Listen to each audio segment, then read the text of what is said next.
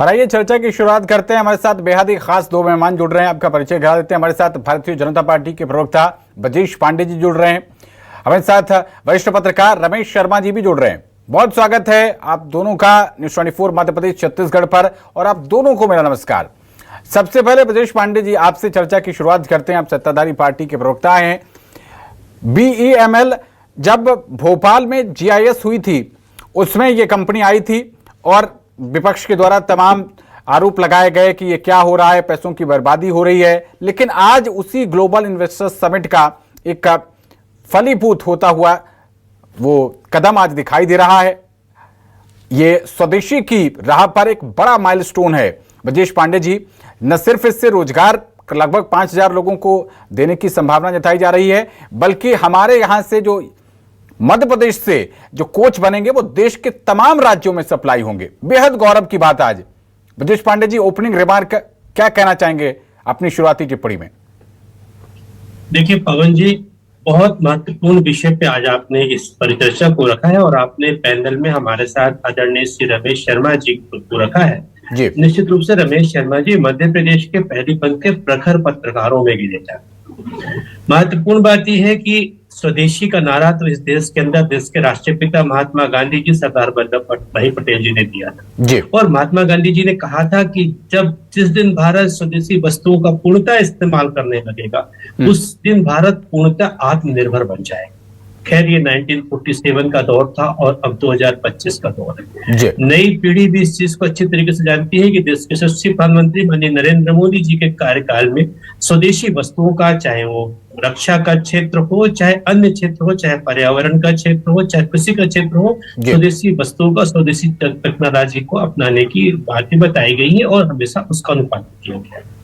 आज जिस तरह से देश के रक्षा मंत्री माननीय श्री राजनाथ सिंह जी ने इस विषय पर विस्तार से बातें किया और प्रदेश के यशस्वी मुख्यमंत्री माननीय मोहन यादव जी, पूर्व मुख्यमंत्री शिवराज सिंह चौहान जी ने इस बात को आगे बढ़ाया, मैं समझता हूं कि इससे न सिर्फ मध्य प्रदेश जहां पर इस तरह की स्थापना DELM की हो रही है, जिससे आज साल भर माने 5 साल के अंदर हमारा लक्ष्य है कम से कम हम 5 वर्ष के अंदर सैकड़ों की संख्या में, हजारों की संख्या में कोच बनाए और उसका ही सप्लाई पूरे देश में 5 से 6 हजार लोगों को इससे रोजगार के अवसर उपलब्ध होंगे। और आप समझिए कि जिस दिन इस देश ने वो घटना देखी, पहलगाम की घटना के बाद जब ऑपरेशन सिंदूर हुआ, 6 नवंबर के 7 मई की वो घटना, जब देश ने इसको बड़े पास से देखा किस तरह से ऑपरेशन सिंदूर में देश के यशस्वी प्रधानमंत्री माननीय नरेंद्र मोदी जी और हमारी भारतीय सेना ने जो अदम्य साहस का परिचय दिया, दृढ़ता पूर्वक परिचय दिया, पाकिस्तान के छक्के छुड़ा दिया, वो किसी से छुपा नहीं है, उसमें स्वदेशी वस्तुओं का सर्वाधिक इस्तेमाल हुआ। चाहे आर्थिक विकास इसके बच जाने से न सिर्फ हमारे यहाँ आर्थिक विकास की स्थिति सुदृढ़ होने वाली है, बल्कि रोजगार के नए अवसर मिलेंगे। बहुत सारे उद्योगों का, स्थानीय उद्योगों को इससे लाभ प्राप्त होगा। मैं समझता हूँ कि इससे मध्य प्रदेश जो लगातार आत्मनिर्भरता की ओर आगे बढ़ रहा है, वो पूरे देश के लिए एक नजीर बनेगा। और इसके साथ साथ चाहे आप देखें, आप जो ऐसे संयंत्र देखिए, स्टील का एक संयंत्र था बनाया गया देश में, स्वदेशी संयंत्र, आज स्टील के सर्वाधिक उपकरण इस देश के विदेश में जा रहे हैं। इसलिए इस तरह के रक्षा के क्षेत्र में या इस क्षेत्र में, रेलवे के क्षेत्र में जो भी चीज की स्थापना हो रही है, ये आने वाले समय के लिए दूर की कौड़ी नहीं, बल्कि मैं समझता हूं इससे आने वाले समय को मध्य प्रदेश से देश को एक बड़ा अच्छा मैसेज जाने वाला है और हर राज्य इस चीज को अपनाएगा। और इसके लिए हम तहे दिल से माननीय राजनाथ सिंह जी का, प्रदेश के मुख्यमंत्री मोहन यादव जी का और पूर्व मुख्यमंत्री शिवराज सिंह जी का साधुवाद। ठीक है ब्रजेश जी, वापस लौटेंगे आपके पास है। रमेश शर्मा जी, आज एक पत्रकारी नजरिए से आप देखें तो आज ये जो कदम उठाया गया है मध्य प्रदेश के भविष्य के लिए कितना कारगर साबित होगा, यहाँ के युवाओं के लिए कितना कारगर साबित होगा, और साथ ही बात देश के परिदृश्य पर भी होगी कि देश की जो आर्थिक गति बढ़ती चली जा रही है उसमें मध्य प्रदेश का कितना बड़ा योगदान रहने वाला है। रमेश शर्मा जी,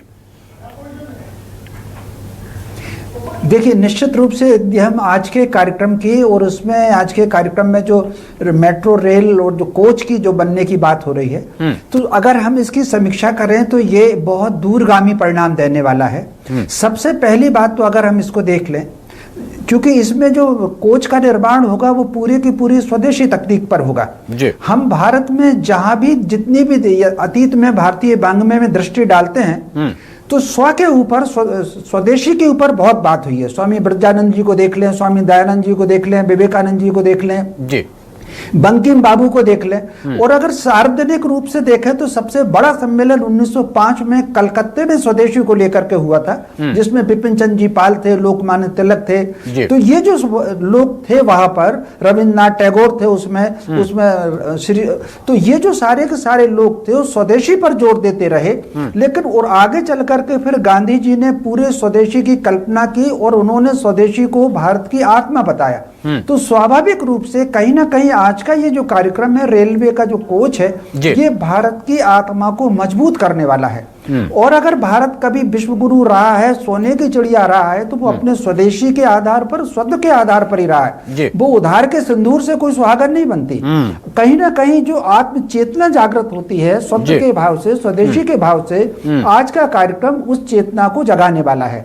अब हम दूसरा कार्यक्रम वर्तमान के संदर्भ में देखें जी, तो इसमें यह बात तो ठीक है कि इसमें 5,000 लोगों को रोजगार मिलेगा। तो 5,000 का अर्थ हो गया कि 5,000 परिवार। अगर 5,000 परिवार होंगे तो मान करके चलिए कि उसके आसपास एक पूरी की पूरी बस्ती होगी। और फिर न केवल ये 5,000 परिवार प्रत्यक्ष और परोक्ष, बल्कि उसमें कई जो एंसिलरीज होगी, जो सहायक उद्योग होंगे, वो भी वहां पर स्थापित होंगे। उसमें वहां होटल्स भी खुलेंगे, वहां पर समोसे कचौरी की दुकान से लेकर के सब्जी की दुकान से लेकर के एसी कमरों के होटल भी वहां पर खुलने वाले हैं। तो स्वाभाविक रूप से ये सब चीज उसमें लाभ होगा। और एक दूसरी बड़ी बात मध्य प्रदेश के लिए ये गौरवान्वित होने की बात है कि देश के पहले स्वदेशी जो कोच की बात है वो मध्य प्रदेश में आकर के डल रहा है। मध्य प्रदेश देश का हृदय प्रदेश है। भारत ने अगर 2047 तक विश्व में सबसे बड़ी अर्थव्यवस्था होने का, केवल अर्थव्यवस्था का होने का नहीं, अर्थव्यवस्था तो हम 35-36 तक पहुंच जाएंगे भारत की, लेकिन कहीं ना कहीं विविध आयामों में अगर श्रेष्ठ हमको बनना है तो उसके लिए जो विविधता होनी चाहिए वो भारत के हृदय प्रदेश से आरंभ हुई है। मैं समझता हूं ये मध्य प्रदेश के लिए गौरव की बात है और इसमें सामाजिक चेतना की भी बहुत आवश्यकता है। मैं समझता हूं आज का दिन एक ऐतिहासिक दिन है जो हमेशा स्वदेशी के मामले में स्मरण किया जाएगा। जी बिल्कुल, वापस लौटेंगे रमेश शर्मा जी आपके पास। ब्रजेश पांडे जी, प्रधानमंत्री नरेंद्र मोदी ने भी आज एक मंच से बिल्कुल सीना ठोंक कर कहा कि हम तीसरे नंबर की अर्थव्यवस्था बनने जा रहे हैं और हमारा वहां पर टारगेट है।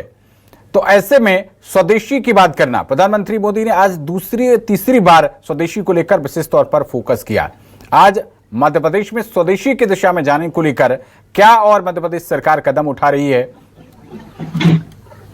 देखिए पवन जी, मैं समझता हूँ मध्य प्रदेश सरकार इस क्षेत्र में लगातार कदम उठा रही है, चाहे वो उद्योग की बात हो, चाहे मत्स्य पालन की बात हो, चाहे कल्चर सेक्टर की, हॉर्टिकल्चर की बात हो, चाहे मध्य प्रदेश के अंदर रेशम उद्योग की बात हो, कपास उद्योग की बात हो, सारे जगहों पे मध्य प्रदेश सरकार स्वदेशी वस्तुओं के निर्माण के लिए उनके कारीगरों को प्रोत्साहित करने के लिए आय जो है वो जमीनी स्तर पर करेगा। मैं समझता हूँ जिस तरह से टाटा ने, जिस तरह से जियो ने, जिस तरह से आज आरपीएफ ने, जिस तरह से ब्रह्मपुत्र ने, जिस तरह से आज दिव्य प्रेम ने, महारानी ने, मोहिनी, इसले ने, सारी स्वदेशी वस्तुओं ने, गैलेक्सी ने, पूरे जितनी देश के अंदर स्वदेशी वस्तुओं ने अपना उत्पादन शुरू किया, आज मिलियन में वो टर्न आउट। इससे एक सबसे महत्वपूर्ण बात है, चूंकि आप अध्ययन करने वाले जर्नलिस्टों में, मैं समझता हूँ कि पवन जी इससे महत्वपूर्ण बात यह है कि हमारे यहाँ के जो स्थानीय होते हैं उनको तो कार्य मिलता ही है, इससे इस बात का संदेश दूरस्थ अंचलों तक जाता है। तो बिल्कुल ऐसी स्थिति बनती है जैसे रामायण में एक बहुत अच्छी चौपाई आती है कि लीन मन अवतार इच्छा निर्मित। चौपाई का अर्थ ये, जब इस तरह की बातों का का अवतरण होता है तो एक तरह से एक तो होता है, क्योंकि जितना ही हम विदेशी वस्तुओं से दूर रहेंगे, जितना ही विदेशी वस्तुओं को हम अपने से दूर करने की कोशिश करेंगे, तब जाकर के भारत न सिर्फ आत्मनिर्भर बनेगा बल्कि नई पीढ़ी के लोगों के बीच में भी स्वावलंबन के भाव आएंगे। अगर राष्ट्रपिता महात्मा गांधी कहते थे सत्याग्रह आंदोलन भले जब चलते थे तो अकेले रहे, बाद में कारवा बन जाए, जी। सत्याग्रह का अर्थ ही होता है कि सत्य के लिए आग्रह करना। अगर मध्य प्रदेश के मुख्यमंत्री जी ने कहा है कि स्वदेशी चीजों को हम मध्य प्रदेश सरकार अधिक से अधिक जो है अडॉप्ट करेगी, मैं समझता हूँ ये बहुत बड़ा संदेश है प्रदेश के लिए। बिल्कुल। प्रदेश के लोगों के लिए आज बड़े ही खुशहाली का दिन है, क्योंकि मैंने आपसे पूर्व में वक्तव्य में कहा जी। कि आज देश के कृषि रक्षा मंत्री माननीय राजनाथ सिंह जी मध्य प्रदेश की धरती में थे। सांसद वहाँ के प्रदेश के कृषि मंत्री माननीय शिवराज सिंह जी। चौहान जी थे, प्रदेश के मुख्यमंत्री जी मोहन यादव जी थे, जिन सब का एकमात्र उद्देश्य देश के यशस्वी प्रधानमंत्री माननीय नरेंद्र मोदी जी की नीतियों को आम ठीक। जनमानस तक पहुंचाना। और ये स्वदेशी जागरण का जो मंत्र है, ये जब प्रदेश के हर अंचल तक अंतिम छोर के व्यक्ति तक पहुंचेगा तो हर व्यक्ति पूरी तरह से स्वदेशी संस्कृत को, स्वदेशी संस्कार को, सभ्यता को और उसके पूरे कल्चर को अपनाने की दिशा में कार्यरत होगा। ठीक है ब्रजेश पांडे जी, वापस लौटेंगे आपके पास। रमेश शर्मा जी, अभी पिछले ही हफ्ते मैं एक रिपोर्ट पढ़ रहा था जिसमें मैंने ये पढ़ा कि अब हमारे यहाँ इस तरीके के आधुनिक मेट्रो कोच बनाए जा रहे हैं हमारे देश में, जो अब विदेशों में बहुत विकसित देश कहे जाने वाले ऐसे देशों में इम्पोर्ट यहाँ से भेजे जा रहे हैं। जैसे कि ऑस्ट्रेलिया, हमारे यहाँ जो मेट्रो कोचेस बनाए जा रहे हैं वो ऑस्ट्रेलिया भेजे जा रहे हैं। इस स्तर पर हम आज पहुंच चुके हैं। और जब हमारे यहाँ देश में मेट्रो की शुरुआत हुई थी तब हमको जापान का सहारा लेना पड़ा था। एक वो वक्त था, एक आज ये वक्त है। और सरकार के साथ साथ हमारे समाज को, क्योंकि आपने अपनी पिछली टिप्पणी में कहा था कि ये सामाजिक चेतना का भी विषय है, समाज को किस तरीके से सरकार के साथ कदम ताल मिलानी है। क्योंकि प्रधानमंत्री ने भी कहा, मुख्यमंत्री ने भी कहा कि हम उन्हीं चीजों को खरीदेंगे और बेचेंगे जिनमें भारतीयों का पसीना लगा है। समाज को अब क्या करना चाहिए, रमेश शर्मा जी? देखिए, यहाँ पर दो बात है। निश्चित रूप से जो आपने बात कही, हमको इस बात पर तो सबसे पहले स्मरण करना चाहिए और गौरवान्वित होना चाहिए कि अमेरिका अगर तरक्की कर भी रहा है तो उसमें भारतीय टैलेंट रहा है। नासा अगर चंद्रमा पर पहुंचा है तो उसमें 40% टैलेंट जो है वो भारतीयों का था। अब आगे चल करके पिछले 10-12 सालों से कहीं ना कहीं प्रतिभा का हमने स्वयं उपयोग किया। हमारी अपनी प्रतिभा जो अमेरिका जा रही थी, फ्रांस में जा रही थी, ब्रिटेन में जा रही थी, जर्मनी में जा रही थी, उस प्रतिभा का हमने उपयोग किया। और आज ये स्थिति है कि भारत दुनिया के 14-15 देशों के 300 उपग्रह हमारे इसरो ने स्थापित किए हैं। तो कहीं ना कहीं हम उस गौरवान्वित कर पा रहे हैं, हम अपने टैलेंट का खुद उपयोग करना सीख रहे हैं। अब जो दूसरी बात आपने कही कि हम समाज को क्या करना, तो समाज को मोटे तौर पर कहीं ना कहीं हमको स्वदेशी के प्रति जागृत होना, हमको ये जो विज्ञापन की दुनिया है, प्रचार की दुनिया है, उस दुनिया से दूर रहना। किसी विद्वान ने कहा है कि जिस दिन हम गुलामी की जंजीर को अपना आभूषण समझने लगते हैं और उसका हम झाड़ पोंछ करके उसको सजाने संवारने लगते हैं, वो देश में चेतना कभी जागृत नहीं हो सकती, स्वत्व का बोध नहीं हो सकता। स्वत्व के बोध के लिए सामाजिक चेतना की आवश्यकता यह है कि मान लीजिए मेरे गांव में अगर कोई चीज बन रही है, राखी भी अगर मेरे गांव में बन रही है, तो मैं बजाय अमेज़न से राखी मंगाने के बजाय मैं अपने गांव की बनी हुई राखी लूं। मेरे गांव में अगर कोई तेल निकाल रहा है तो मैं अपने गांव में तेल निकालने से लूं। तो गांव की जरूरत गांव में पूरी हो, जिले की जरूरत जिले में पूरी हो। ये जो प्रचार अभियान तंत्र है अंतर्राष्ट्रीय विज्ञापन कंपनियों का और अंतर्राष्ट्रीय उत्पादकों का, उससे दूर रह करके हमको अपने स्वदेशी पर चेतना। आप एक छोटा सा मैं उदाहरण देता हूं, हमारे यहाँ गांव में घानियां हुआ करती थी, तो घानी का जो तेल हुआ करता था वो स्वास्थ्य के लिए लाभदायक था। उन्होंने रिफाइंड के नाम से तेल बेचना शुरू किया अंतर्राष्ट्रीय कंपनियों ने, और वो स्वास्थ्य के लिए नुकसानदायक है। तो कहीं ना कहीं ये जो हमारे पूर्वजों की परंपराएं थी, जो कहा है मोदी जी ने दो बात बहुत जबरदस्त कही। एक उन्होंने कहा कि लोकल पर वोकल और उसको ग्लोबल बनाना है। तो वो जो लोकल हमारा उत्पाद है, हमको अपने लोकल के उत्पाद पर आना। और दूसरा विकास के साथ विरासत। तो विकास के साथ विरासत किसी सरकार की योजना नहीं है। मान लीजिए सरकार अगर कोच फैक्ट्री डाल रही है तो वो कृष्ण पाथे भी बना रही है, ये काम वो ठीक कर रही है, लेकिन प्रत्येक व्यक्ति को अपनी प्रगति के साथ, वो महंगी कार खरीद रहा है, ऊंचा मकान बना रहा है, उसके साथ अपने पूर्वजों की परंपराएं क्या हैं उसके साथ भी उसको जड़ना और उसके साथ जुड़ करके कहीं ना कहीं कुटुंब को किस प्रकार वो अपना समन्वित कर सकता है, पर्यावरण की सुरक्षा कैसे कर सकता है, सामाजिक संरचना, सामाजिक सद्भाव का, समरसता का संदेश कैसे रख सकता है, उसके अंदर राष्ट्र निर्माण का दायित्व क्या बोध हो सकता है। हमको कहीं ना कहीं आधारभूत चिंतन प्रत्येक व्यक्ति को, प्रत्येक परिवार को आना होगा। सरकार और समाज दोनों समानांतर चलते हैं। अगर समाज में चेतना है और सरकार अगर की दिशा अलग है तो बिल्कुल प्रगति नहीं होगी। सरकार ने अगर मान लीजिए अभियान चलाया है और समाज में चेतना नहीं है तो वो प्रगति नहीं होगी। दोनों साथ साथ चलेंगे राष्ट्र निर्माण के लिए, तभी भारत अपना जो परम वैभव है उस स्थान पर पहुंच पाएगा और 2047 में पुनः वो विश्व की सबसे बड़ी शक्ति बन पाएगा। जी बिल्कुल। ब्रजेश पांडे जी, क्योंकि वक्त की भी एक अपनी सीमा है तो हम इस चर्चा को अंतिम दौर में ले चलते हैं। 30 लाख करोड़ के निवेश की बात मुख्यमंत्री डॉक्टर मोहन यादव के द्वारा अब तक कही जा रही है। एक तरफ निवेश आ भी रहा है और दूसरी तरफ रोजगार के अवसर भी लगातार मुहैया हो रहे हैं, और ऐसे में स्वदेशी की बात करना बहुत बड़ा प्रोजेक्ट कि यहाँ से जो भी चीज़ें बनेगी, जो भी क्योंकि आगे रक्षा मंत्री राजनाथ सिंह ने कहा कि सिर्फ रेलवे कोच ही नहीं, हम आगे इसमें डिफेंस के प्रोडक्ट भी बनाएंगे और डिफेंस के प्रोडक्ट हम यहाँ से अन्य देशों को भी सप्लाई कर रहे हैं। इस स्थिति में जो आज देश पहुंचा है, इसको लेकर मध्य प्रदेश की खासतौर पर मोहन सरकार की आगे और क्या कार्य योजना रहने वाली है, इस पर जरा एक दृष्टिपात कीजिए।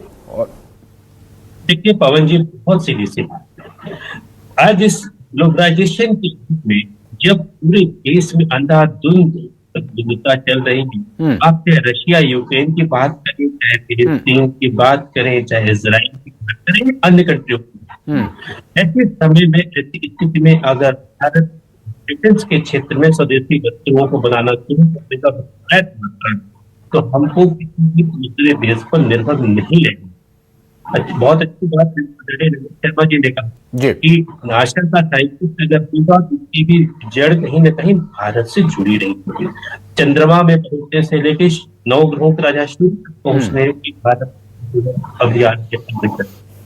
दूसरी महत्वपूर्ण बात, अगर माननीय मुख्यमंत्री जी ने कहा है कि 30 लाख करोड़ का इन्वेस्टमेंट, बहुत अच्छी बात है, क्योंकि देखिए अगर हम कभी भी किसी भी चीज में इस ग्लोबलाइज दुनिया में इस चीज को नहीं करेंगे तो उसका कोई आइसोमेट्रिक प्लान बन के चलना, और ये मानकर चलिए से आज तरह से बनी राजनाथ सिंह जी ने कहा कि रेलवे के साथ साथ हम डिफेंस के क्षेत्र में भी एक एग्रेसिव रोल अदा करेंगे विदेश से, तो ये एक क्षण है, ऐतिहासिक बात है। बिल्कुल उसी तरह से है, मैं तो आपसे यही कहूंगा कि दिनकर ने पंक्ति लिखी थी कि कमर से है जनगंगा को खुलकर ले जाने, शिखरों को डूबने और मुकुटों को बह जाने दो, पथरीली ऊंची जमीन में सब तल पाटे बिना समर्पित होंगे।